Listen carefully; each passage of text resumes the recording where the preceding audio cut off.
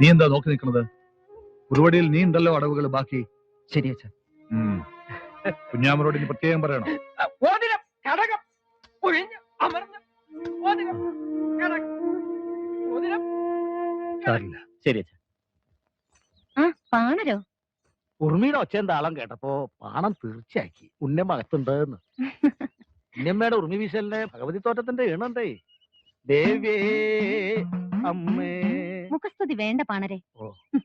നാളെ ഇവരൊക്കെ പറയും പാണം കെട്ടുന്ന പാട്ടുകളൊക്കെ പച്ച നുണയാണെന്ന്.